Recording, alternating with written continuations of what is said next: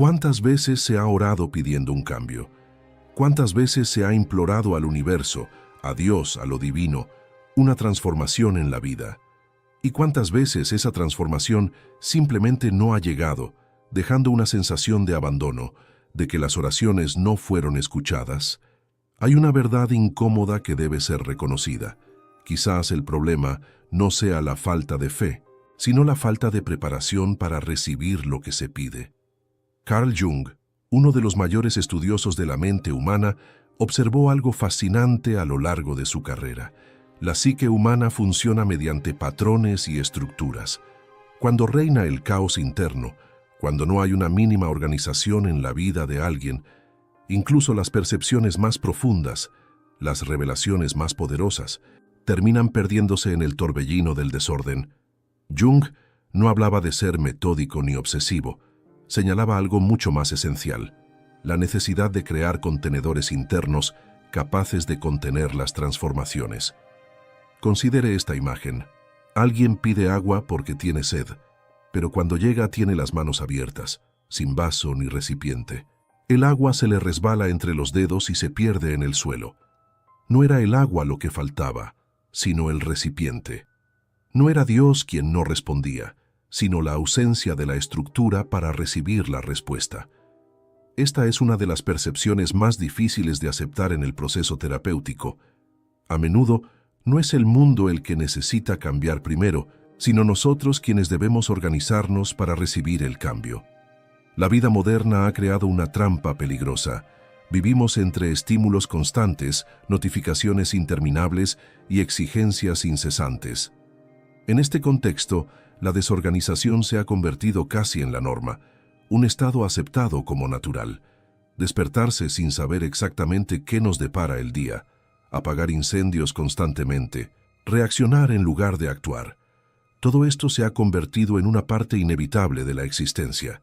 Pero esta forma de vida tiene un coste psicológico muy alto. El sistema nervioso humano no fue diseñado para operar en un caos permanente. Cuando no hay organización externa, en la rutina, el entorno, las prioridades, el cuerpo lo interpreta como una amenaza constante. El cortisol permanece elevado, la mente no puede descansar del todo, y la creatividad, la intuición, esa voz interior a menudo llamada divina, simplemente no pueden manifestarse. Es como intentar escuchar música suave en medio del ruido ensordecedor de una construcción. Existe una resistencia natural cuando alguien escucha que necesita organizarse. Inmediatamente vienen a la mente imágenes de hojas de cálculo complejas, agendas apretadas y listas interminables de tareas. Pero la organización, en el sentido profundo y terapéutico de la palabra, no tiene nada que ver con eso. Organizarse se trata de crear claridad. Se trata de saber qué es lo que realmente importa y dirigir la energía hacia ello. Se trata de eliminar el ruido para que la señal se pueda captar. Jung habló del proceso de individuación, que es básicamente el camino para convertirse en quien uno realmente es, para alcanzar el potencial único que cada persona posee. Este proceso no ocurre en el caos. Requiere reflexión, requiere tiempo, requiere espacio interior.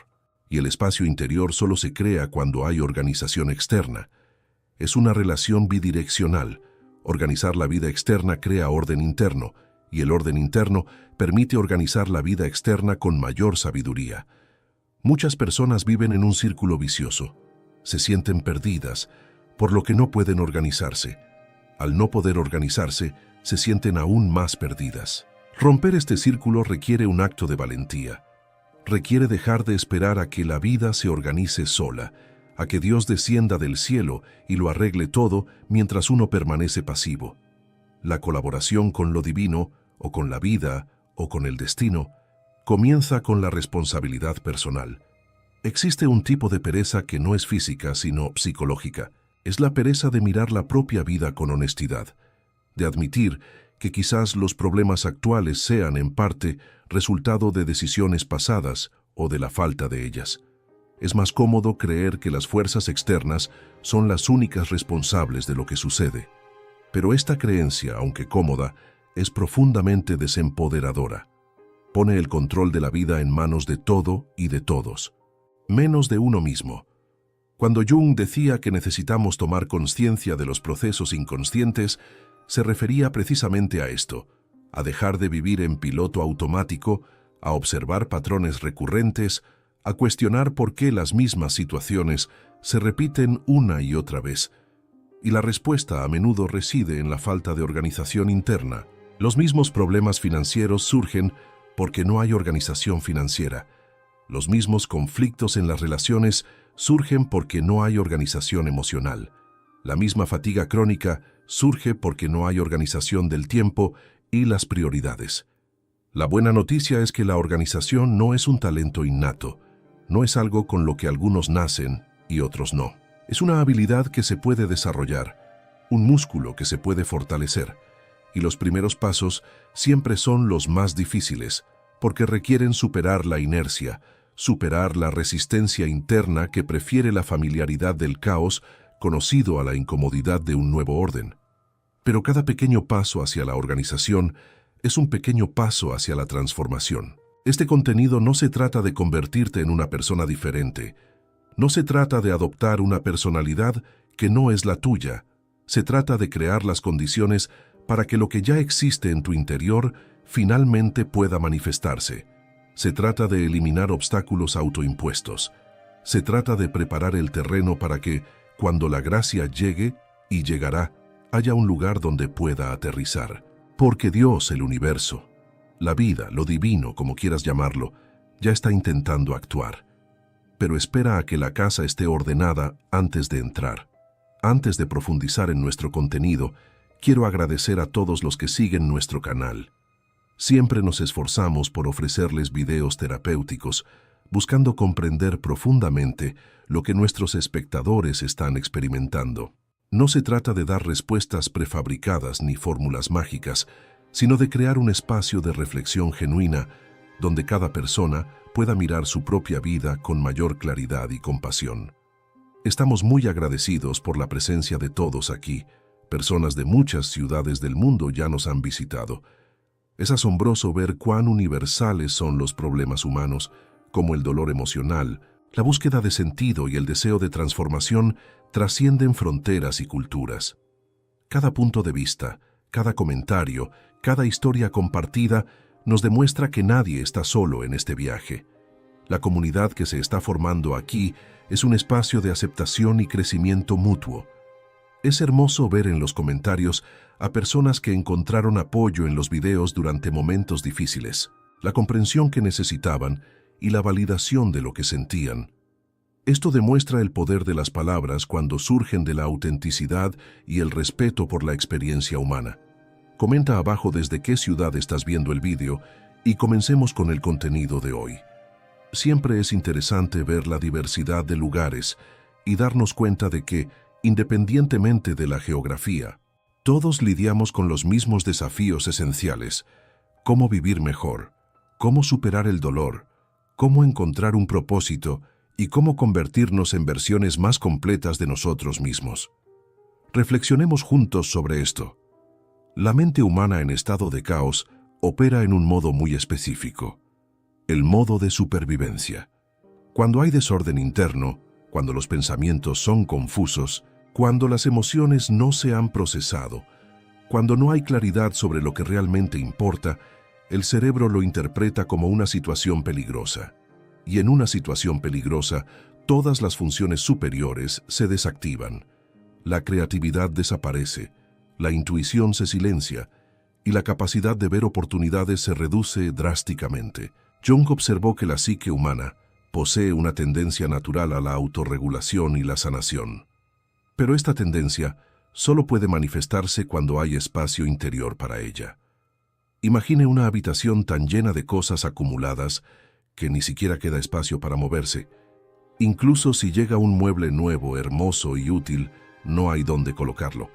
Lo mismo ocurre con las ideas, las oportunidades y las relaciones saludables. Pueden estar llamando a la puerta, pero si el interior está lleno de bagaje sin procesar, no hay forma de recibirlas. El caos interno se manifiesta de muchas maneras. Puede ser una mente que rumia constantemente los mismos pensamientos, volviendo siempre a las mismas preocupaciones, sin encontrar una solución. Puede ser la sensación constante de estar atrasado, de estar endeudado, de perseguir siempre algo sin alcanzar el objetivo. Puede ser la dificultad para tomar decisiones, incluso las más sencillas, porque no hay un criterio interno claro para elegir. Todas estas son manifestaciones de una falta de organización psíquica. Hay una profunda diferencia entre estar ocupado y ser caótico. Una persona puede tener una agenda apretada, muchas responsabilidades, y aún así mantener una organización interna. Lo que define el caos no es la cantidad de cosas que uno tiene que hacer, sino la falta de claridad sobre lo que realmente importa y la falta de estructura para lidiar con las exigencias. El caos es esa sensación de dejarse llevar por la corriente, sin tener control sobre su dirección. A menudo, el caos es un mecanismo de defensa psicológico. Parece contradictorio, pero existe una extraña sensación de seguridad al vivir en la desorganización. Cuando todo es un caos, cuando no hay claridad, es fácil justificar por qué las cosas no salen bien. No pude hacerlo porque todo era un desastre. Es una excusa que protege al ego de enfrentarse a verdades más duras, como la falta de compromiso real con el cambio o el miedo al éxito y las responsabilidades que conlleva. Jung habló de la sombra, esa parte de nosotros que no queremos ver, que ocultamos incluso a nosotros mismos. La desorganización puede ser una forma de mantener la sombra bien oculta. Al fin y al cabo, si nunca hay tiempo para detenerse a reflexionar, si siempre hay una urgencia externa que exige atención, entonces nunca hay necesidad de mirar hacia adentro y confrontar lo que hay. El caos externo se convierte en una distracción conveniente del caos interno que uno teme organizar. Pero esta estrategia tiene un precio muy alto.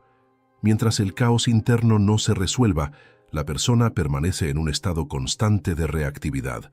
No vive su propia vida. Simplemente reacciona a estímulos externos, apaga incendios y lidia con crisis. Y en este estado no hay posibilidad de construir nada significativo, de avanzar hacia metas reales, de manifestar el potencial interior. La gracia, la suerte, la sincronicidad, las bendiciones, llámenlas como quieran, no pueden arraigar en un terreno caótico. Es como intentar plantar una semilla en tierra sin preparar, llena de piedras y maleza. La semilla puede incluso germinar, pero no podrá echar raíces profundas ni crecer con fuerza. Las oportunidades aparecen, pero se pierden porque no hay claridad mental para reconocerlas, ni estructura para aprovecharlas. Hay un tipo de oración que, de hecho, es una petición para permanecer en la propia zona de confort. Dios, cambia mi vida, pero no me exijas que cambie nada de mí mismo. Este tipo de petición nunca se responde porque es contradictoria en su esencia. La vida solo cambia cuando cambia quien la vive. Y el cambio requiere, ante todo, organizar el caos interno, iluminar los rincones oscuros, crear estructura donde solo había confusión. En terapia es común encontrar personas que juran querer cambiar, pero cuando se les invita a hacer pequeños cambios prácticos, como organizar su horario, crear una rutina de sueño o establecer prioridades, se resisten ferozmente. Esta resistencia es reveladora. Demuestra que en el fondo hay más miedo que deseo de cambio. Miedo a la responsabilidad, miedo a descubrir que quizás no hay excusas, miedo a tener que admitir que siempre existió el poder de cambiar. Jung tenía una frase contundente: hasta que el inconsciente se vuelva consciente, dirigirá tu vida y lo llamarás destino. El caos interior desorganizado es precisamente eso, un inconsciente sin procesar que sigue dirigiendo la vida entre bastidores. Mientras no se saque a la luz, mientras no se organice, se observe y se comprenda, seguirá creando los mismos patrones, los mismos problemas, las mismas frustraciones. Organizar el caos interior es un acto de valentía, porque requiere observar cosas que pueden resultar desagradables. Requiere admitir que puede haber responsabilidad personal en situaciones donde era más fácil culpar a otros. Requiere reconocer patrones autodestructivos que se han repetido durante años. Pero es precisamente este acto de valentía el que abre espacio para lo nuevo. Es como limpiar un espejo lleno de polvo. La imagen siempre ha estado ahí, pero solo se puede ver con claridad cuando se elimina la suciedad. Es necesario desmitificar el significado de la organización, ya que existe una idea errónea y peligrosa que impide que muchas personas se organicen. Algunos creen que ser organizado significa tener todo bajo control absoluto. Vivir con complejas hojas de cálculo, no cometer errores nunca, ser como una máquina eficiente. Esta visión distorsionada hace que las personas naturalmente más espontáneas o creativas sientan que la organización no es para ellas, que traicionaría su propia naturaleza. Pero la organización, en su sentido profundo y terapéutico, no tiene nada que ver con el control obsesivo ni la rigidez. La organización es claridad. Es saber qué es lo que realmente importa y crear estructuras mínimas que lo respalden. Es como la diferencia entre una casa ordenada y una casa estéril. Una casa ordenada tiene vida, tiene personalidad, pero todo tiene su lugar y hay espacio para moverse. Una casa estéril es fría, sin alma, donde nada puede estar fuera de lugar. El perfeccionismo, a diferencia de una organización sana, es paralizante. El perfeccionista no empieza porque las condiciones no sean perfectas. No avanza porque siempre hay algo que mejorar. No termina porque nunca es suficiente. El perfeccionismo es, en esencia, una forma de miedo. Miedo a ser juzgado, miedo a fracasar, miedo a ser visto como inadecuado. Y este miedo, disfrazado de altas exigencias, consume energía vital que podría utilizarse para vivir de verdad. Una organización sana, en cambio, es liberadora. Crea estructuras que permiten que la energía fluya mejor. Piense en un río. Cuando no hay orillas, el agua se dispersa, pierde fuerza y crea pantanos. Pero cuando hay orillas bien definidas, el agua fluye con fuerza, con dirección, con poder. Las orillas no aprisionan al río, sino que lo enriquecen. Así funciona la organización. Crea límites para que la energía vital fluya con más fuerza. Jung habló sobre la importancia del equilibrio entre los opuestos, entre el caos y el orden, entre la espontaneidad y la estructura, entre la creatividad y la disciplina. Una vida sana no es completamente caótica ni completamente controlada. Es aquella que encuentra un punto de equilibrio donde hay suficiente estructura para el apoyo, pero suficiente flexibilidad para la adaptación. Es en este punto de equilibrio donde surge la magia de la vida. Muchas personas se resisten a la organización porque asocian la estructura con la prisión. Creen que tener rutinas, planificación y orden significa perder la libertad, convertirse en esclavos de un sistema. Pero la verdad es exactamente la contraria. Es la falta de organización la que aprisiona. Quienes carecen de organización financiera son esclavos de las deudas. Quienes no gestionan su tiempo son esclavos de la urgencia constante. Quienes carecen de organización emocional son esclavos de sus propios impulsos. La verdadera libertad proviene de la disciplina. Parece paradójico, pero solo quienes tienen autodominio son verdaderamente libres. Y el dominio no significa represión, significa conciencia y elección. Significa poder elegir cómo reaccionar en lugar de reaccionar automáticamente. Significa poder dirigir la propia vida en lugar de dejarse llevar por las circunstancias. Esto solo es posible cuando existe suficiente organización interna para crear este espacio para la elección. El perfeccionista siempre se centra en el resultado final, y este debe ser impecable. La persona organizada, en cambio, se centra en el proceso, sabiendo que un proceso organizado conduce naturalmente a mejores resultados, pero sin la obsesión de que todo debe ser perfecto. Entiende que los errores son parte del proceso, que los ajustes son necesarios, que la vida es dinámica y requiere una adaptación constante. Hay una ligereza en la organización que nunca existe en el perfeccionismo. También existe una diferencia crucial entre organización y control. El controlador busca eliminar toda incertidumbre, quiere garantías, quiere que todo salga exactamente como lo planeó. La persona organizada, en cambio, entiende que la vida es impredecible, pero se prepara de la mejor manera posible para afrontar lo que venga. No intenta controlar lo incontrolable, sino que organiza lo que está a su alcance para estar mejor preparado para lo inesperado. En terapia, es común encontrar personas que se describen como naturalmente desorganizadas, como si fuera un rasgo inmutable de la personalidad. Pero la mayoría de las veces, lo que se esconde tras esta autoimagen no es una característica esencial, sino un miedo encubierto. Miedo a comprometerse de verdad con el cambio. Miedo a descubrir que si lo organizas todo y sigue sin funcionar, ya no habrá excusas. La desorganización se convierte en una protección, una justificación anticipada del fracaso. Jung afirmó que el objetivo de la vida no es la perfección, sino la plenitud. Completarse significa integrar todos los aspectos de uno mismo, incluyendo aquellos que han sido negados o reprimidos. Y para que esta integración ocurra, es necesaria la organización psíquica. Es necesario crear un espacio interno que acoja a todas las partes, incluyendo aquellas que no son bellas ni agradables. Esto no tiene nada que ver con la perfección, sino con la plenitud. Cuando comprendes que la organización no se trata de perfeccionismo, algo se libera internamente.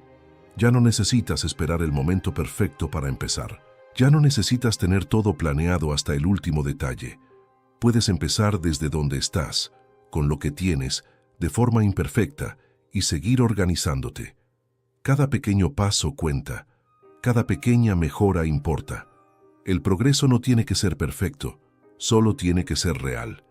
La palabra rutina tiene una connotación negativa para muchas personas.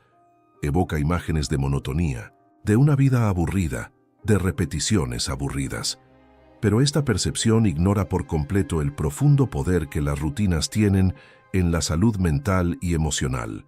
Desde un punto de vista terapéutico, las rutinas bien estructuradas son una de las herramientas más poderosas para la estabilización psíquica y emocional, especialmente en momentos de crisis o transformación. El sistema nervioso humano funciona mejor cuando hay previsibilidad.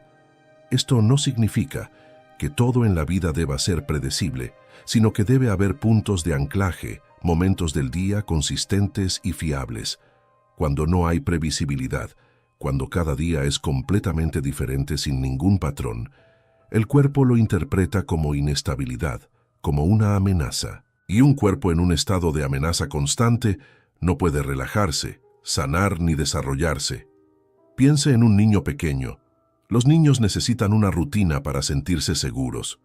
Cuando las horas de comer, acostarse y jugar son relativamente constantes, el niño desarrolla confianza en el mundo. Siente que hay orden y puede confiar en que sus necesidades serán satisfechas. El mismo principio se aplica a los adultos, aunque muchos lo nieguen. La parte más primitiva del cerebro, la responsable de la seguridad y la supervivencia, necesita previsibilidad para que el resto del cerebro funcione plenamente. Jung habló sobre la importancia de los rituales en la vida humana. Los rituales no son solo ceremonias religiosas o tradiciones culturales. Pueden ser pequeñas acciones, repetidas conscientemente, que marcan transiciones, crean significado y conectan al individuo con algo más grande. Una rutina matutina bien estructurada es un ritual.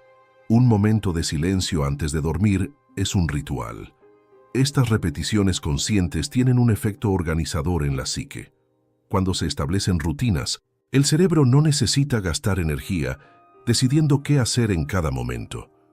Las decisiones ya están tomadas y la energía mental puede dirigirse a cosas más importantes. Esto explica por qué tantos genios creativos tenían rutinas extremadamente rígidas. No era para limitar la creatividad, sino para liberar la mente de la fatiga de la toma constante de decisiones, permitiendo que toda la energía creativa se dirigiera al trabajo que realmente importaba. La rutina también crea espacio para el procesamiento emocional. Cuando el día es caótico, cuando siempre estás corriendo de una cosa a otra, no hay tiempo para sentir de verdad. Las emociones se acumulan sin procesar, creando una presión interna que finalmente explota o implosiona. Pero cuando hay momentos de rutina, especialmente momentos de tranquilidad, las emociones pueden aflorar. sentirse e integrarse. Es en estos espacios de previsibilidad donde se produce la sanación.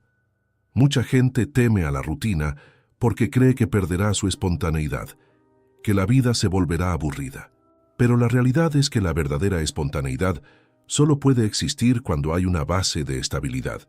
Es como el jazz, parece completamente improvisado, pero los músicos tienen años de práctica y conocen profundamente las estructuras musicales. La improvisación brillante solo es posible porque hay una base sólida. Lo mismo ocurre con la vida. La espontaneidad significativa surge de una base de rutinas saludables. Las rutinas también sirven como herramienta de diagnóstico del estado mental.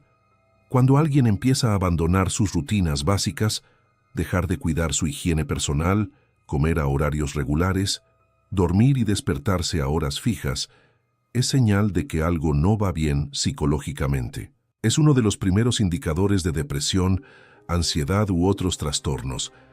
Mantener rutinas básicas, incluso cuando sea difícil, es una forma de profundo autocuidado. Hay algo profundamente terapéutico en saber qué esperar. Cuando alguien atraviesa un momento difícil, cuando parece que el suelo se ha desvanecido bajo sus pies, las rutinas se convierten en un ancla. Incluso si todo se derrumba, aún queda ese desayuno a la misma hora, ese paseo al final de la tarde, ese momento de lectura antes de dormir. Estos pequeños puntos fijos ayudan a la persona a no perderse por completo en el caos emocional. Jung observó que el proceso de individuación, de convertirse en quien uno realmente es, no ocurre linealmente, sino en espirales. La persona regresa a los mismos temas, a los mismos desafíos, pero a niveles de comprensión cada vez más profundos. Las rutinas funcionan de forma similar. No son repeticiones vacías, sino oportunidades para profundizar la comprensión. Cada vez que una acción se repite conscientemente, existe la posibilidad de realizarla con más presencia, con mayor conciencia, extrayendo nuevas capas de significado. La rutina también enseña paciencia y disciplina, dos cualidades esenciales para cualquier transformación real. Los cambios profundos no ocurren de la noche a la mañana. Son el resultado de pequeñas acciones repetidas de forma constante a lo largo del tiempo. Una persona que no puede mantener una rutina sencilla difícilmente podrá sostener cambios más complejos. La rutina es un entrenamiento para la disciplina necesaria en otras áreas de la vida. Finalmente, hay algo profundamente espiritual en las rutinas cuando se practican conscientemente. No se trata de ser un robot que sigue mecánicamente un programa. Se trata de crear estructuras que honren el cuerpo, que respeten los ciclos naturales, que permitan que la vida fluya con mayor armonía. Se trata de decir, mediante acciones repetidas, que la vida misma importa, que merece ser cuidada, que vale la pena vivirla con intención y no solo sobrevivir en piloto automático. Quería detenerme aquí para algo importante. Hemos recibido comentarios y mensajes de muchas personas que se identifican profundamente con el contenido de los videos, y siempre es gratificante saber que estas reflexiones sirven de apoyo en momentos de comprensión. Muchos dicen encontrar en los videos palabras para lo que sentían, pero no podían expresar, o validación para intuiciones que ya tenían, pero de las que dudaban. Pero hay algo que debe decirse con sinceridad: simplemente escuchar, simplemente identificar, simplemente comprender intelectualmente no es suficiente para que se produzca la transformación. El conocimiento debe convertirse en acción. La comprensión debe traducirse en un cambio práctico. De nada sirve estar de acuerdo con todo lo que se dice aquí sí. Después de terminar el video, la vida sigue exactamente igual, con los mismos patrones, los mismos comportamientos, las mismas decisiones. El verdadero cambio requiere dar el primer paso, y ese primer paso no es ver otro video ni leer otro libro. El primer paso es aplicar, poner en práctica, hacer algo diferente a lo que se ha hecho antes. Se trata de salir de la zona de confort de la comprensión pasiva y adentrarse en el territorio incómodo de la acción transformadora. Y para facilitar esta transición de la comprensión a la acción, hemos desarrollado material práctico. Este es el libro electrónico cómo transformar el dolor emocional en fuerza, con pasos prácticos para ayudarte en este camino. No es solo teoría, incluye ejercicios, reflexiones guiadas y herramientas concretas para trabajar con tus propias emociones difíciles y transformarlas en combustible para el crecimiento. El enlace está en el primer comentario fijado a continuación. Vale la pena leerlo si realmente deseas transformar la comprensión en cambio. Y ahora volvamos al contenido del video, porque todavía hay mucho por explorar sobre cómo la organización se conecta con la transformación personal y la capacidad de permitir que sucedan mejores cosas en la vida. Existe una relación profunda y bidireccional entre el estado del entorno externo y el estado mental interno. No se trata solo de que las personas desorganizadas vivan en entornos desordenados, aunque es cierto, sino que el entorno externo influye y moldea activamente el estado interno. Un espacio caótico crea una mente caótica. Un espacio organizado facilita una mente organizada. Esto no es una observación superficial sobre decoración o limpieza, es una profunda realidad psicológica. Jung estaba muy interesado en la relación entre lo interno y lo externo, entre la psique y el mundo material. Comprendió que el mundo externo funciona como un espejo del mundo interno, pero también que éste puede utilizarse como herramienta para transformar el interno. Cuando alguien organiza conscientemente su espacio físico, realiza un acto de organización psíquica. Cada objeto colocado en su lugar es una decisión consciente, un ejercicio de claridad mental. Piensa en cómo es entrar en un entorno completamente desordenado. La sensación inmediata es de pesadez, confusión y sobrecarga. El cerebro necesita procesar todos esos estímulos visuales desordenados, y esto consume energía mental. Ahora piensa en entrar en un entorno limpio y organizado donde todo tiene su lugar. Hay una sensación inmediata de alivio, claridad y espacio para respirar. El entorno externo afecta literalmente el estado interno, momento a momento. Muchas personas se resisten a ordenar su entorno porque parece una tarea superficial, sobre todo cuando existen profundos problemas internos. ¿Cómo puedo preocuparme por el desorden en casa si estoy lidiando con la depresión? Pero esta perspectiva ignora que a menudo empezar por lo externo es la forma más accesible de iniciar cambios internos. Es más concreto, más tangible y proporciona una sensación inmediata de control que puede ser el primer paso para recuperar el control sobre otras áreas de la vida. Ordenar la casa, organizar el escritorio, organizar los documentos, no son acciones superficiales ni irrelevantes, son actos de respeto propio. Cada vez que alguien decide organizar su espacio, se dice a sí mismo, importo. Mi bienestar importa. Merezco vivir en un entorno que me sustente en lugar de agotarme. Y estos mensajes repetidos con acciones concretas comienzan a transformar profundamente la autoestima y la autoimagen.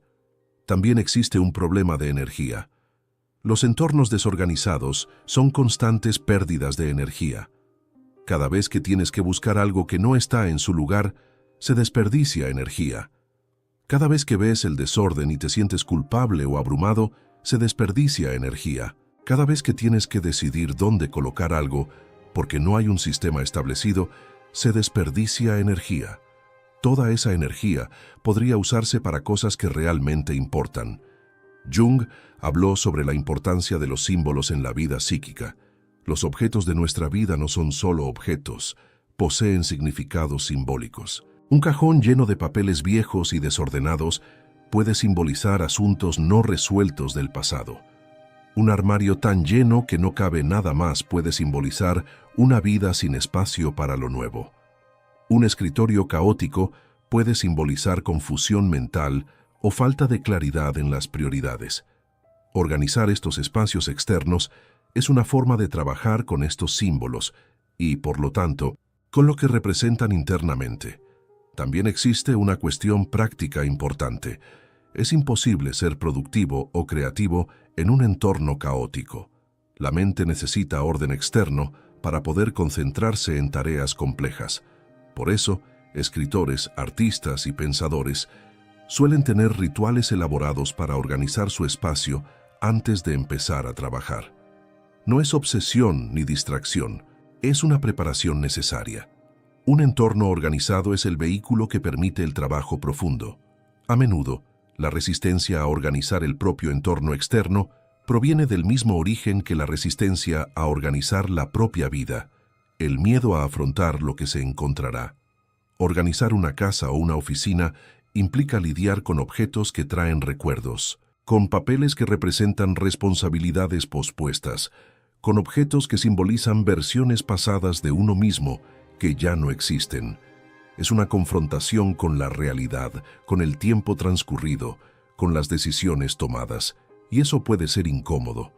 Pero es precisamente esta confrontación la que resulta terapéutica. Cuando alguien se enfrenta al desorden físico, se entrena para afrontar el desorden emocional. Aprende a observar el desorden sin que éste lo paralice. Experimenta que puede tomar una decisión a la vez, qué descartar, qué conservar, dónde colocarlo, y que estas pequeñas decisiones, sumadas, crean orden. Estas habilidades se trasladan a otras áreas de la vida. Muchos terapeutas reportan un fenómeno interesante. Cuando los clientes comienzan a organizar su entorno externo, suelen reportar sueños más claros, percepciones más profundas y la sensación de que sus asuntos internos también se organizan mejor. Esto no es casualidad. La organización externa crea espacio psíquico. Es como si la mente, al ver que se está abordando el caos externo, sintiera permiso y aliento para comenzar a organizar también el caos interno. Finalmente, hay algo profundamente satisfactorio en contemplar un espacio organizado y saber que fue obra de uno mismo. Es una prueba concreta de capacidad, iniciativa y poder personal.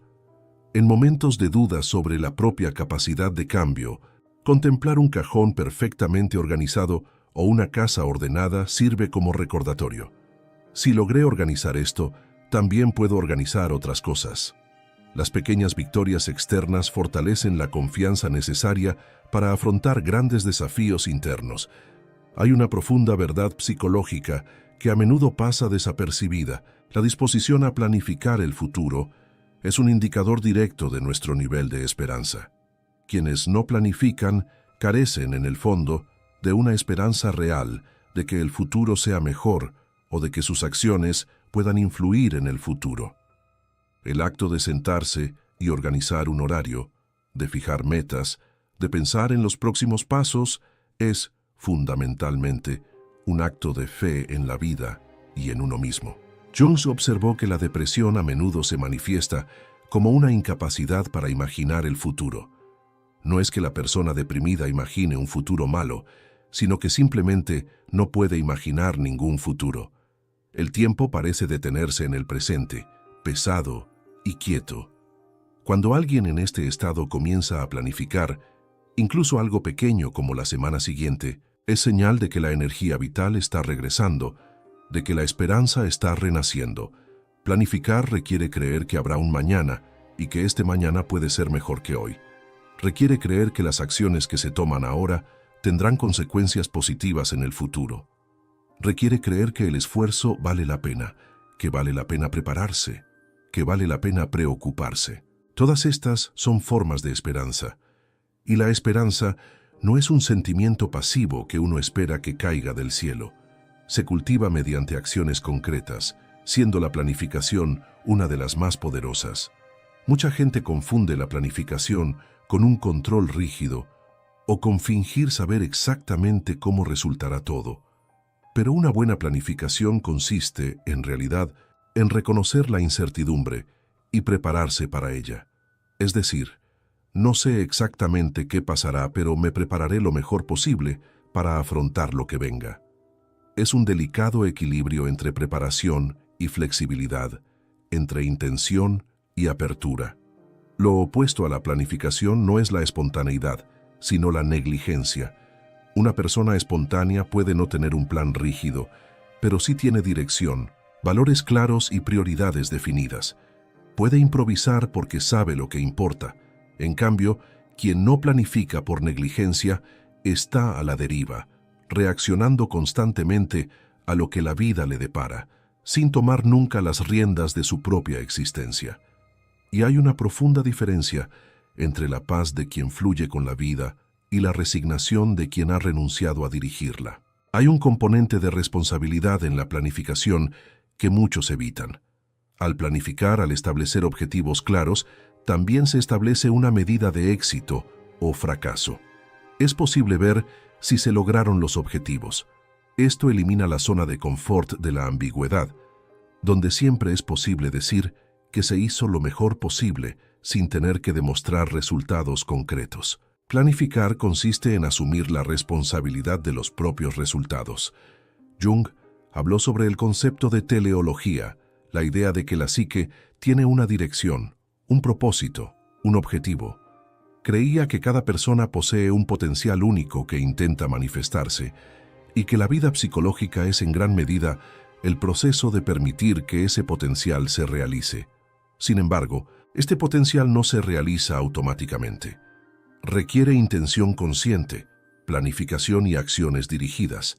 Requiere que la persona elija conscientemente avanzar hacia lo que puede llegar a ser. Preparar la tierra antes de sembrar es planificar. Nadie cuestiona su necesidad en la agricultura. Todos comprenden que simplemente sembrar en tierra sin preparar resulta en una cosecha pobre o inexistente. Pero cuando se trata de la vida misma, muchos esperan que los resultados aparezcan sin preparación, sin planificación, sin cultivo consciente. Y luego se preguntan por qué no llega la cosecha, por qué no aparecen las bendiciones, por qué Dios no actúa. El acto de planificar también impulsa la claridad. Es fácil tener deseos vagos. Quiero ser feliz, quiero tener éxito, quiero mejorar mi vida. Pero al planificar concretamente, es necesario definir con exactitud el significado de esas palabras, los pasos específicos y los recursos necesarios. Este proceso de especificación es en sí mismo transformador. Transforma sueños nebulosos en metas tangibles, y éstas pueden alcanzarse. Desde un punto de vista terapéutico, la ansiedad suele provenir de la incertidumbre y una sensación de falta de control. Cuando no hay claridad sobre qué hacer a continuación, cuando cada día es una improvisación caótica, el sistema nervioso permanece en constante estado de alerta. Planificar reduce la ansiedad no porque elimine la incertidumbre, eso es imposible, sino porque crea una estructura de navegación. Es como tener un mapa. No garantiza que no haya obstáculos en el camino, pero da una idea de dónde estás y hacia dónde vas. La planificación también implica un profundo respeto por uno mismo. Al planificar sus comidas, expresa que su salud importa. Al planificar sus finanzas, expresa que su futuro importa. Al planificar su tiempo, expresa que su vida importa y merece ser vivida con propósito, no solo sobrevivida. Cada acto de planificación es un acto de amor propio, una declaración de que uno se valora lo suficiente como para cuidar conscientemente de su propia existencia. Finalmente, hay algo profundamente humano en el acto de planificar. Los animales viven solo en el presente inmediato, reaccionando al entorno a medida que éste se desarrolla. Los seres humanos tenemos la capacidad única de imaginar futuros posibles y actuar en el presente para influir en ellos. No usar esta capacidad es, en cierto modo, renunciar a parte de lo que nos hace humanos. Planificar es ejercer plenamente la humanidad, usar el don de la conciencia y la imaginación para co-crear la propia vida en lugar de simplemente observar cómo sucede. Jung desarrolló un concepto fascinante al que llamó sincronicidad, la ocurrencia de coincidencias significativas que no pueden explicarse por relaciones causales normales. Son los momentos en que piensas en alguien y esa persona te llama, o cuando necesitas información específica y aparece inesperadamente, o cuando las puertas se abren justo en el momento oportuno. Jung creía que estas no eran meras coincidencias aleatorias, sino manifestaciones de un principio organizador más profundo en el universo. Pero hay algo que Jung observó y que rara vez se comenta. La sincronicidad parece ocurrir con más frecuencia en ciertas personas que en otras. Y no es cuestión de suerte ni de ser elegido por fuerzas místicas. Quienes experimentan más sincronicidades son quienes viven con mayor claridad de intención, con mayor organización interna y con mayor conciencia de lo que buscan. Son personas que saben lo que quieren y están preparadas para reconocer y aprovechar las oportunidades cuando surgen. Piénsalo así: si alguien no tiene claro lo que quiere, ¿cómo reconocerá una oportunidad cuando surja? Si no hay organización mental, si la mente está en constante caos reaccionando a estímulos aleatorios, ¿cómo percibirá las sutiles señales que la vida le ofrece? Las sincronicidades pueden ocurrir constantemente, pero solo quienes tienen la claridad suficiente para percibirlas y la estructura suficiente para aprovecharlas pueden beneficiarse de ellas. Es como pescar. Alguien que va a pescar sin saber qué tipo de pez quiere pescar, sin conocer los mejores lugares ni tener el equipo organizado, podría pescar algo por casualidad, pero sus posibilidades son mínimas. Pero alguien que sabe exactamente qué quiere pescar, que ha estudiado dónde están esos peces y tiene el equipo organizado y listo, no solo pesca más, sino que parece tener suerte a ojos de los demás. Pero no es suerte, es la preparación y la oportunidad. El universo, o Dios, o el inconsciente colectivo, o como prefiramos conceptualizarlo, ofrece constantemente posibilidades. Pero estas posibilidades deben reconocerse y aprovecharse. Y el reconocimiento requiere claridad mental, requiere saber qué se busca. Aprovechar las oportunidades requiere organización. Requiere tener espacio en la vida para recibir lo nuevo. Requiere la estructura para actuar cuando surja la oportunidad. Muchas personas viven en un estado mental tan desorganizado que incluso cuando surgen oportunidades increíbles, las desaprovechan. O bien no las reconocen porque sus mentes están demasiado ocupadas con preocupaciones menores, o bien las reconocen demasiado tarde porque no tienen un sistema de atención organizado, o bien las reconocen pero no pueden actuar porque la vida es tan caótica que no tienen tiempo ni energía para aprovechar la oportunidad. La oportunidad estaba ahí, la sincronicidad se dio, pero se desperdició. Jung creía que la sincronicidad era más común en momentos de profunda transformación psicológica, cuando una persona se abre genuinamente al cambio. Pero abrirse al cambio no es simplemente un estado mental pasivo, implica una preparación activa, implica hacer espacio en la vida para lo nuevo, organizar lo viejo, despejar la mente y establecer intenciones. Es en este estado de preparación organizada donde florece la sincronicidad. Esto también tiene una dimensión práctica. Las personas organizadas suelen estar en más lugares, conocer a más gente y disponer de más información, simplemente porque tienen tiempo y energía para ello. No siempre están apagando incendios ni buscando cosas perdidas. Tienen espacio en sus vidas para exponerse a más posibilidades. Y cuantas más posibilidades se exponen, más coincidencias significativas suelen ocurrir. No es magia, es estadística combinada con preparación. La claridad de intención actúa como un filtro perceptivo. Cuando sabes exactamente lo que quieres, tu cerebro empieza a percibir cosas relacionadas con ello que antes te habrían pasado completamente desapercibidas. Es como cuando decides comprar un modelo de coche específico y de repente empiezas a verlo por todas partes. Los coches siempre han estado ahí, pero ahora hay un filtro activo de atención. Las oportunidades funcionan igual. Siempre han existido, pero solo se perciben cuando tienes claro lo que buscas. Jung afirmó que la sincronicidad es una manifestación del ser, el centro organizador profundo de la psique. Cuando alguien está alineado con su verdadero ser, cuando vive con autenticidad y organización interna, las sincronicidades aumentan, porque existe una resonancia entre lo interno y lo externo. El universo externo comienza a reflejar y apoyar la organización interna. Es como si la vida reconociera y recompensara a quienes hacen su parte. Pero es crucial entender que esto no es un pensamiento mágico ni una ley de atracción simplificada. No se trata de visualizar y esperar a que el universo cumpla. Se trata de organizarse internamente, aclarar las intenciones, preparar la estructura externa y luego estar atento y listo para cuando surjan las oportunidades. La sincronicidad no reemplaza la acción, la complementa. Dios hace su parte, pero espera que hagamos la nuestra. Finalmente, hay personas que viven en una sincronicidad casi constante, que siempre parecen estar en el lugar correcto en el momento oportuno, que parecen tener una suerte inexplicable. Observa a estas personas con atención y casi siempre encontrarás no una vida caótica bendecida por milagros fortuitos, sino una vida organizada, con un propósito claro, con atención presente y una preparación constante.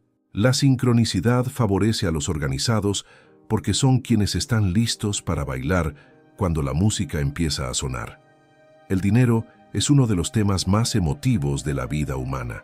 No es solo un medio de intercambio ni una herramienta práctica, es un símbolo con profundos significados de seguridad, valor personal, libertad, poder e incluso amor.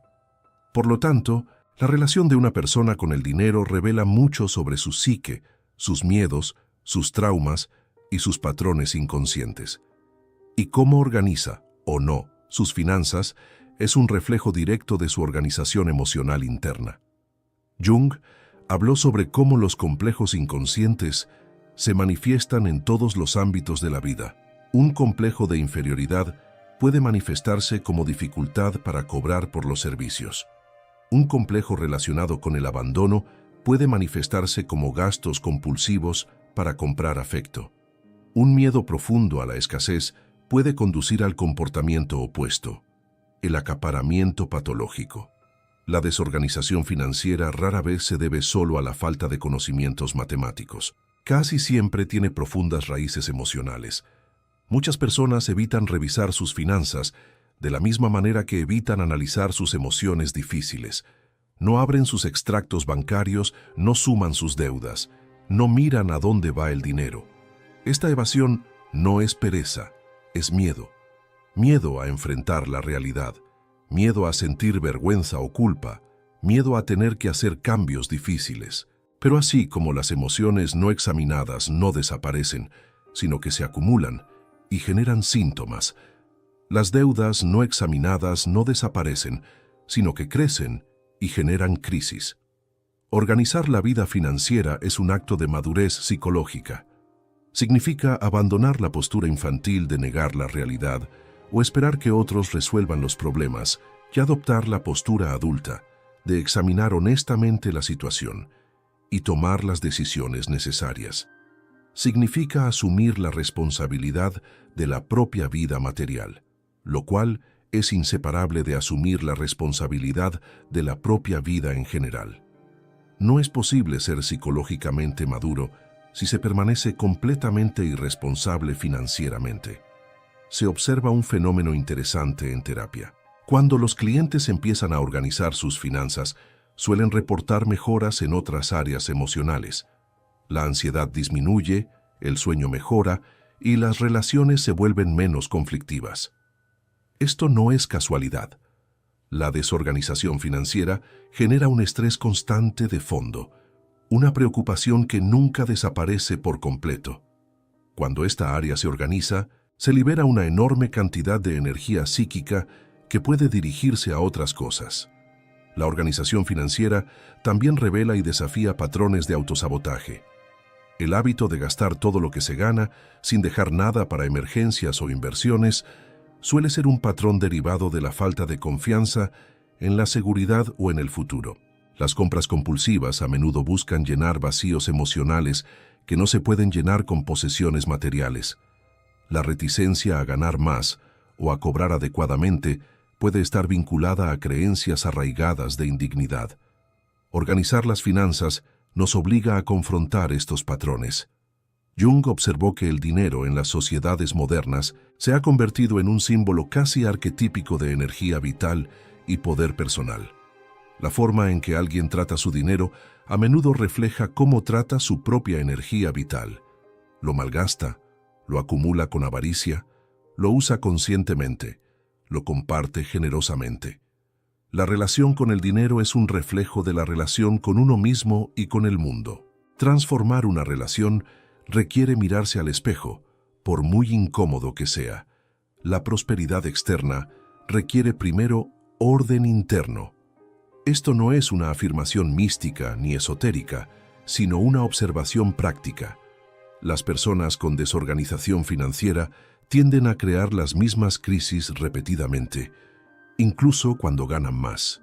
Hay innumerables historias de personas que de repente ganaron mucho dinero, lotería, herencia, éxito profesional, y rápidamente lo perdieron todo. No por mala suerte, sino porque su organización interna no se ajustó a sus recursos externos. El recipiente no estaba preparado para albergar la abundancia. Organizar tus finanzas no significa ser tacaño ni materialista. Significa tener claridad sobre los recursos disponibles, a dónde van y si se están utilizando según su verdadero valor. Significa ser capaz de tomar decisiones conscientes en lugar de simplemente reaccionar. Significa ser verdaderamente generoso porque sabes exactamente qué puedes dar. La buena organización financiera es liberadora, no restrictiva. La organización financiera también implica honestidad. Es fácil engañarse a uno mismo sobre la propia situación cuando no hay cifras concretas. No es tan malo. Se puede arreglar más adelante. Algún día mejorará. Estas son narrativas que solo se sostienen en ausencia de datos reales. Cuando uno se organiza, cuando analiza las cifras, la realidad se impone. Y aunque al principio pueda ser doloroso, es el único punto de partida posible para un cambio real. Jung tenía un concepto llamado la sombra, que abarca todos los aspectos de nosotros mismos que no queremos reconocer. Para muchos, la codicia, el miedo a la escasez, la envidia y la irresponsabilidad con el dinero forman parte de esta sombra. Organizar las finanzas nos obliga a encontrarnos con esta sombra financiera. Jung enseñó que solo podemos integrar y transformar lo que reconocemos. Mientras la sombra financiera permanezca oculta, seguirá impulsando comportamientos destructivos en la sombra. Finalmente, existe una profunda relación entre la organización financiera y la autoestima. Cuando alguien cuida bien sus finanzas, se envía un poderoso mensaje a sí mismo. Merezco seguridad, merezco estabilidad, merezco cosechar los frutos de mi trabajo. Estos son actos concretos de amor propio, no meras afirmaciones vacías. Por el contrario, la desorganización financiera envía el mensaje opuesto. No importo lo suficiente como para cuidar de mí mismo. El estado de las finanzas y el estado de la autoestima están profundamente entrelazados. De todos los recursos que poseemos, el tiempo es el único absolutamente limitado e igual para todos. No importa cuán ricos o pobres, poderosos o vulnerables seamos, todos tenemos exactamente 24 horas al día. Y a diferencia del dinero, que se puede ganar de nuevo, el tiempo invertido nunca se recupera. Cada hora que pasa es una hora de vida perdida para siempre. Por lo tanto, la forma en que alguien organiza y usa su tiempo es, literalmente, cómo organiza y usa su vida. Jung observó que muchas personas viven como si fueran inmortales, posponiendo indefinidamente lo que realmente importa.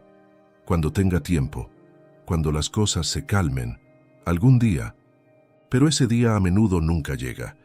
Y al final de la vida, el principal arrepentimiento no es por las cosas que se probaron y fracasaron, sino por las que ni siquiera se intentaron, por el tiempo perdido en lo que no importaba, mientras lo que sí importaba se dejaba de lado. Quejarse de no tener tiempo es, en realidad, quejarse de una falta de organización de prioridades. Todos tenemos las mismas 24 horas. Quienes dicen no tengo tiempo para cuidar su salud, de alguna manera encuentran tiempo para navegar por las redes sociales durante horas. Dicen que no tienen tiempo para planificar, pero pasan horas solucionando problemas que podrían haberse evitado con unos minutos de planificación. No es falta de tiempo, es falta de claridad sobre lo que realmente importa y falta de disciplina para honrar esas prioridades. Gestionar el tiempo es gestionar la energía vital. Cada hora vivida con intención, haciendo algo que realmente importa, es una hora bien vivida. Cada hora desperdiciada en distracciones vacías o tareas sin propósito real, es una hora de vida desperdiciada. Y sumadas, estas horas se convierten en días, meses, años.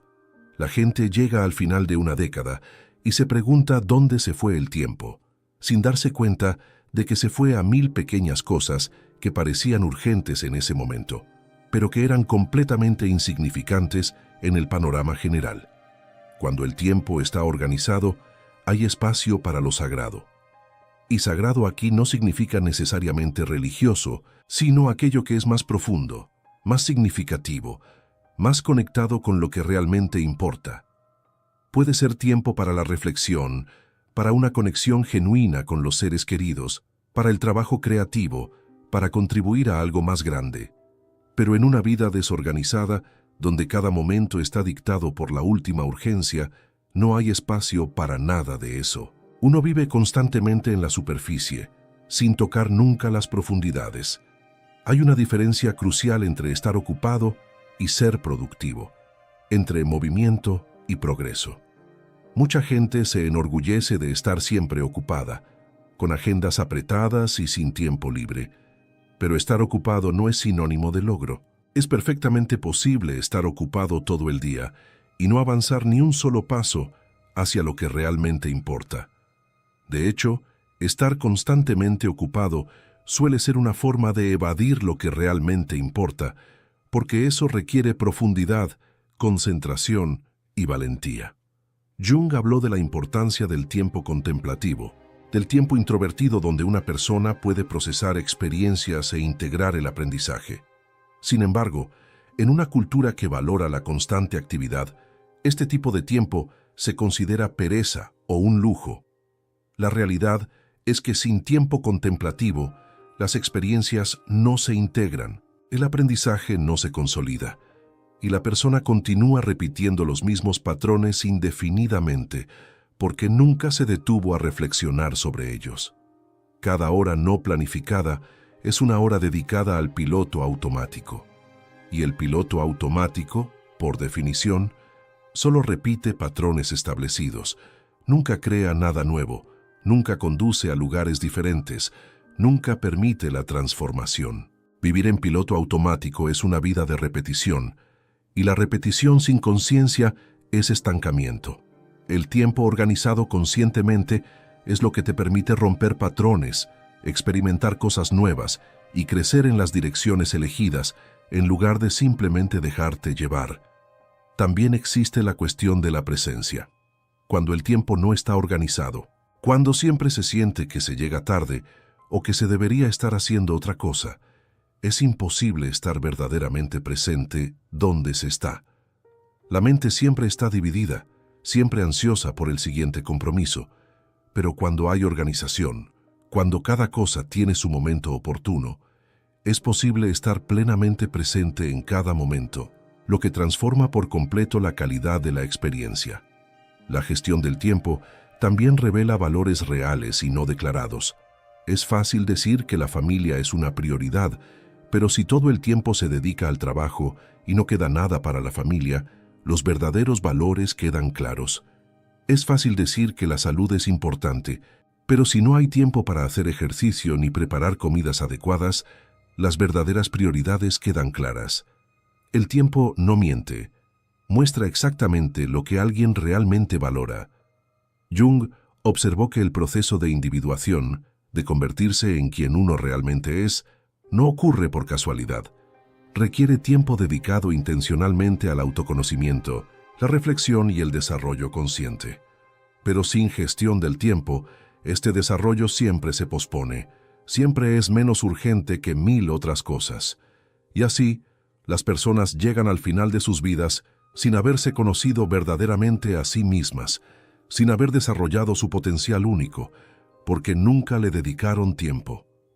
Finalmente, existe una profunda relación entre la gestión del tiempo y la dignidad personal. Cuando alguien permite que su tiempo sea constantemente invadido por exigencias externas, cuando no se pone límites, cuando dice que sí a todo porque carece de la organización necesaria para saber qué es realmente prioritario, está diciendo que su tiempo, y por lo tanto su vida, no tiene valor. Organizar el tiempo es un acto de respeto propio. Es decir, que la propia vida importa demasiado como para desperdiciarla en lo que no es esencial. Si alguien ha llegado hasta aquí en este video, es porque realmente se identifica con todo lo que se dice. Y esa identificación es importante, pero necesita transformarse en algo más. Como se mencionó antes, comprender sin acción es meramente entretenimiento intelectual. Puede ser interesante, incluso reconfortante, pero no cambia nada en la práctica. Lo cierto es que la transformación requiere pasos concretos, requiere pasar de ser un espectador de tu propia vida a asumir el rol de protagonista. Y para facilitar esta transición de la comprensión a la acción, hemos desarrollado material específicamente diseñado para ello. El libro electrónico Cómo transformar el dolor emocional en fuerza, con pasos prácticos para ayudarte en este camino. Este material no es solo teoría para consumir pasivamente. Consiste en ejercicios prácticos, reflexiones guiadas y herramientas concretas para trabajar con tus propias emociones difíciles y transformarlas en combustible para un crecimiento real. Es para quienes están listos para dejar de solo comprender y empezar a actuar. El enlace está en el primer comentario fijado a continuación. Y ahora volvamos al contenido del video, porque aún quedan puntos importantes por abordar sobre cómo la organización prepara el terreno para que sucedan cosas mejores en la vida. Continuemos. Hay una profunda razón psicológica por la que muchas personas prefieren vivir en el caos. Les ofrece una protección conveniente contra la responsabilidad. Cuando todo está desorganizado, cuando hay desorden externo y confusión interna, siempre hay una excusa fácil para el fracaso. No funcionó porque todo era un desastre. Es una justificación que protege al ego de tener que afrontar verdades más dolorosas, como la falta de competencia, la falta de esfuerzo o la falta de valentía. Jung desarrolló conceptos sobre los mecanismos de defensa del ego, las formas en que la psique se protege de verdades que serían demasiado dolorosas de afrontar. La desorganización crónica puede ser uno de estos mecanismos. Crea una capa de caos que actúa como escudo. Claro que no he podido desarrollar todo mi potencial. Mira qué desorganizada está mi vida. Pero esta protección tiene un precio muy alto. Es la vida misma la que se paga. Es el propio potencial el que se sacrifica. Organizarse requiere un tipo específico de valentía, la de ser visto con claridad, sin excusas. Cuando la vida está organizada, cuando las estructuras están establecidas, cuando hay planificación y claridad, no hay dónde esconderse. Los resultados se hacen visibles, lo que se ha logrado y lo que no se ha hecho evidente. Y esto puede ser aterrador para alguien que ha construido su identidad en torno a un potencial desaprovechado debido a circunstancias externas. Tomar las riendas de la propia vida no es una idea romántica ni inspiradora, es una decisión concreta que se manifiesta en acciones cotidianas. Es decidir que, independientemente de las circunstancias externas, habrá organización interna. Es decidir que, incluso si el mundo es caótico, la propia vida tendrá estructura. Es reconocer que aunque no se puede controlar todo lo que sucede, se puede elegir cómo responder, cómo prepararse y cómo organizarse. Hay una cita de Jung particularmente relevante aquí. No soy lo que me sucedió, soy lo que elijo ser. Pero convertirse en algo requiere organización, estructura y responsabilidad. No se puede llegar a ser algo por accidente ni por caos. La transformación intencional, la individuación, el proceso de alcanzar el propio potencial, todo esto requiere asumir la responsabilidad de organizarse para que esta transformación sea posible. Muchas personas tienen una relación ambivalente con el poder personal. Por un lado, dicen querer controlar sus vidas, que las cosas mejoren, que quieren alcanzar sus metas. Por otro lado, cuando se enfrentan a la necesidad de asumir una verdadera responsabilidad, se resisten, porque la responsabilidad significa que no hay nadie más a quien culpar. Significa que el éxito o el fracaso dependen de las propias decisiones. Y eso es a la vez empoderador y aterrador. El victimismo es una postura psicológica que, si bien dolorosa, ofrece ciertas ventajas secundarias. La persona victimizada no necesita asumir la responsabilidad. Después de todo se atribuye a fuerzas externas. Recibe compasión y atención. Tiene una narrativa preconcebida que explica todos sus problemas. Pero el precio es vivir una vida sin poder real, siempre a merced de las circunstancias externas, siempre esperando que alguien o algo externo cambie para que su vida mejore. Organizarse significa rechazar la mentalidad de víctima, significa decir, sí, las circunstancias pueden ser difíciles, sí, puede que hayan ocurrido cosas injustas, pero aún así organizaré lo que esté a mi alcance, aún así haré mi parte, aún así asumiré la responsabilidad de mi respuesta a la situación. Esta es una posición de poder genuino, no el poder de controlarlo todo, sino el poder de tener siempre la capacidad de actuar, de tener siempre la opción de elegir cómo responder. Jung afirmó que la individuación, el proceso de convertirse en quien uno realmente es, requiere valentía porque implica separarse del colectivo, de lo esperado, de lo seguro y familiar. Y la individuación exige una enorme organización interna. Requiere conocerse profundamente, integrar aspectos contradictorios de la personalidad y tomar decisiones difíciles basadas en valores auténticos, en lugar de simplemente seguir lo convencionalmente aceptado. Nada de esto es posible en el caos. La organización también expone las mentiras que nos decimos a nosotros mismos. Podría hacer esto si tuviera tiempo. La gestión del tiempo muestra que el tiempo se dedica a otras cosas. Haría aquello si tuviera dinero. La organización financiera muestra exactamente cuánto dinero hay y a dónde va. Sería diferente si las circunstancias fueran diferentes. La organización revela cómo las circunstancias son resultado de decisiones pasadas. Estas revelaciones pueden ser incómodas, pero son esenciales para un crecimiento real. Asumir la responsabilidad conlleva una madurez psicológica. Es la transición de una postura infantil que espera que otros se encarguen de todo, resuelvan problemas y hagan que la vida fluya, a una postura adulta que reconoce que cada persona es, en última instancia, responsable de su propia vida. Esta transición no ocurre automáticamente con la edad. Hay personas de 60 años que psicológicamente viven como niños. La transición se produce mediante actos conscientes de asumir la responsabilidad, siendo la organización uno de los más fundamentales. Finalmente, existe una libertad paradójica en la responsabilidad total.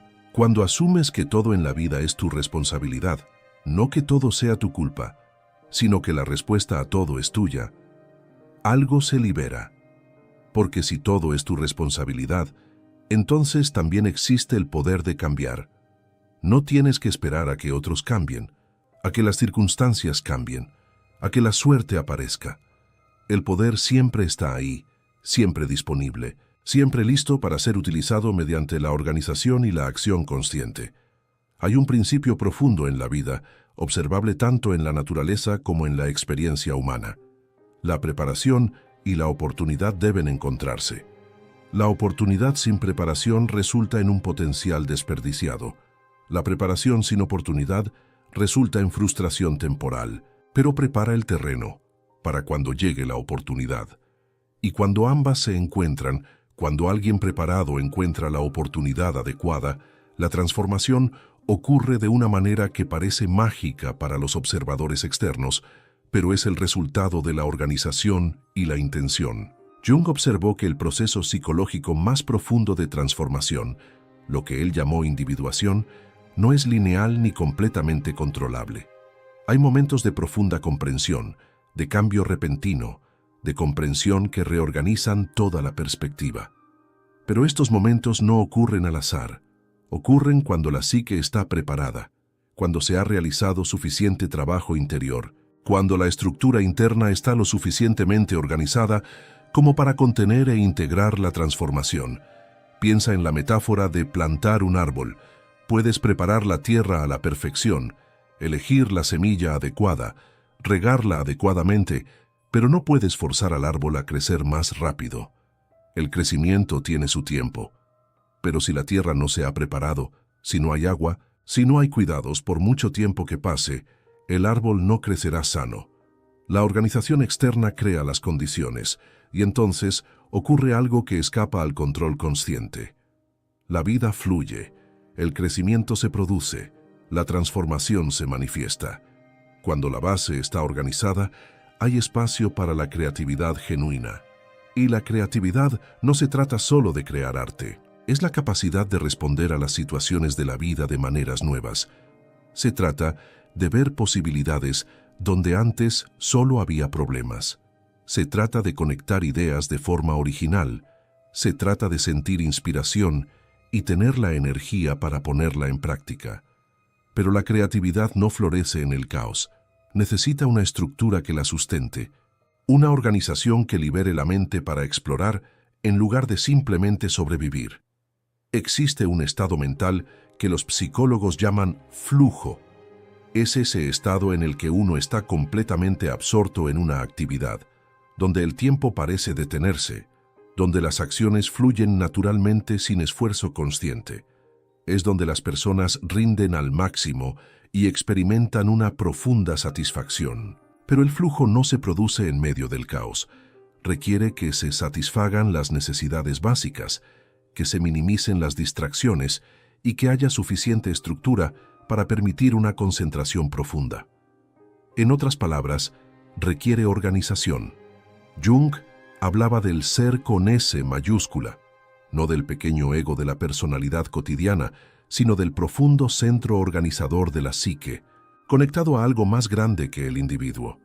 Cuando alguien vive en sintonía con el ser, cuando existe una organización interna y externa que permite esta alineación, la vida fluye en sincronía. Aparecen oportunidades, se abren puertas. Las personas adecuadas aparecen en el momento oportuno. No es que estas cosas no existieran antes, sino que ahora hay suficiente organización para percibirlas y aprovecharlas. Lo divino, el universo, la vida, Dios, como prefiéramos conceptualizarlo, no se quedó quieto esperando a que la organización finalmente se produjera antes de actuar. Intentaba actuar constantemente, pero imagina intentar poner agua en un vaso boca abajo. No importa cuánta agua haya disponible, simplemente no entra. No es el agua lo que falta, sino la orientación del vaso. Organizarse es girar el vaso a la posición correcta para que pueda llenarse. También existe una dimensión de merecimiento que no se trata de juicio moral, sino de la capacidad de recibir. Muchas personas piden cosas, mejores relaciones, prosperidad, salud, éxito, pero al observar sus vidas no hay espacio para ellas. La relación existente es un caos sin procesar. Las finanzas están demasiado desorganizadas para administrar más dinero responsablemente. El cuerpo está tan descuidado que no hay energía para nada nuevo. El tiempo está tan desorganizado que no habría espacio para el éxito que piden. La verdadera transformación no se trata solo de añadir cosas buenas a una vida caótica. Se trata de reorganizar la vida de forma que genere una receptividad organizada a lo nuevo. Es como limpiar una casa antes de recibir visitas importantes. No es que no se pueda entrar a una casa desordenada, sino que la experiencia de todos se verá afectada. Organizar primero no es solo cortesía, es crear las condiciones para que algo verdaderamente bueno suceda. Jung tenía un concepto interesante sobre lo que llamó la función trascendente, la capacidad de la psique para sintetizar opuestos, integrar aspectos contradictorios y crear algo nuevo que trascienda ambos polos. Pero esta función solo puede operar cuando hay suficiente organización. Cuando reina el caos total, no hay síntesis, solo fragmentación. La organización crea el cauce, donde la función trascendente puede ejercer su magia transformadora. Las personas que han experimentado transformaciones profundas suelen relatar que, de repente, todo parecía encajar, como si la vida conspirara a su favor. Pero, al observar con más detenimiento, casi siempre hubo un periodo previo de intensa organización, preparación y trabajo interior.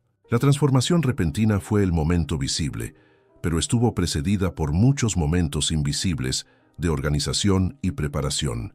La magia fue la cosecha, pero hubo toda una siembra organizada que la precedió.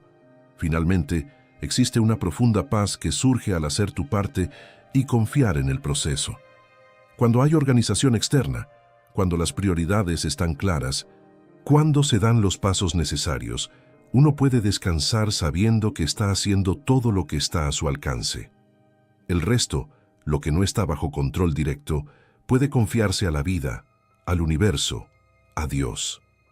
Esta combinación de esfuerzo organizado y confianza serena es donde coexisten la verdadera transformación y la verdadera paz. Hemos llegado al final de esta reflexión, pero en realidad, esto es solo el principio. Porque comprender intelectualmente que la organización es necesaria es una cosa, y decidir organizar verdaderamente la propia vida es algo completamente diferente.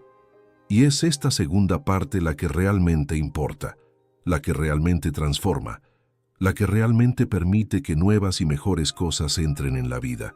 El conocimiento que no se traduce en acción no es más que entretenimiento. El mensaje central que Jung intuyó y que la experiencia terapéutica confirma repetidamente es este: lo divino obra a través de la estructura humana, no a pesar de ella. Dios no bajará del cielo para organizar la casa, el tiempo, las finanzas, las emociones, ni las prioridades. Estas son responsabilidades humanas. Pero cuando se asumen estas responsabilidades, cuando existe una organización genuina, entra en juego algo que va más allá del esfuerzo individual. Existe una cooperación entre lo humano y lo divino, entre el esfuerzo personal y la gracia. No se trata de ser perfecto ni de tenerlo todo bajo control. Eso sería imposible. E incluso si fuera posible, sería indeseable porque eliminaría el misterio y la espontaneidad de la vida. Se trata de crear las condiciones mínimas, las estructuras básicas, la organización suficiente para que la vida fluya a través de ti en lugar de a pesar tuyo. Se trata de preparar el recipiente para que pueda llenarse cuando llegue el momento. Cada área de la vida que se explora aquí, el caos interior, la diferencia entre organización y perfeccionismo, el poder de las rutinas, el entorno externo, la planificación, la sincronicidad, las finanzas, el tiempo, la responsabilidad y la receptividad organizada son facetas de un mismo diamante central. La necesidad humana de poner orden consciente en el caos de la existencia, no para eliminar el misterio, sino para crear un espacio donde se pueda encontrar. Jung dedicó su vida a comprender cómo la psique humana busca la plenitud, cómo trabaja constantemente para integrar aspectos fragmentados y cómo avanza hacia la plenitud. Pero esta tendencia natural de la psique solo puede manifestarse mediante la cooperación consciente. La organización es esta cooperación consciente. Es aceptar el impulso natural de la vida hacia el orden, la integración y el desarrollo. Es alinear la voluntad consciente con el movimiento profundo del alma misma. El proceso terapéutico, en esencia, consiste en ayudar a las personas a organizarse internamente para que puedan vivir externamente. Se trata de iluminar los rincones oscuros, identificar lo confuso, ordenar lo caótico e integrar lo fragmentado. Y cuando este trabajo interior se realiza, cuando existe una verdadera organización psíquica, la vida externa comienza a reflejarlo. No por arte de magia, ni sin esfuerzo, sino de forma natural y orgánica. La verdad incómoda que muchos evitan es esta: puedes tener una fe profunda, puedes ofrecer oraciones sinceras, puedes desear fervientemente que tu vida cambie, pero sin organización, preparación ni responsabilidad, nada cambiará fundamentalmente. Las mismas situaciones se repetirán, las mismas frustraciones persistirán, porque las condiciones internas y externas que las crearon permanecen intactas. Pero la buena noticia, la verdaderamente liberadora, es que la organización no es un talento místico que algunos tienen y otros no. Es una habilidad que se puede desarrollar. Puedes empezar con algo pequeño: ordenar un cajón, planificar un día, crear una rutina sencilla y construir a partir de ahí. Cada pequeño paso en la organización fortalece la fuerza de la disciplina y la claridad. Cada pequeña victoria aumenta la confianza en que el cambio es posible. El llamado aquí no es a una transformación radical de la noche a la mañana. Es a empezar donde estás, con lo que tienes, imperfectamente. Es a dar el primer paso hacia la organización, sea cual sea para cada persona. Puede ser sentarse y enumerar prioridades. Puede ser organizar un espacio físico. Puede ser crear una rutina matutina sencilla. Puede ser analizar honestamente tus finanzas por primera vez. Lo que importa no es la perfección del paso, sino la dirección y la intención. Jung tenía una frase provocadora: la vida no vivida se manifiesta como neurosis. Se podría añadir: la vida desorganizada se manifiesta como caos y frustración constante. Pero lo contrario también es cierto. La vida conscientemente organizada se manifiesta como crecimiento, plenitud y transformación.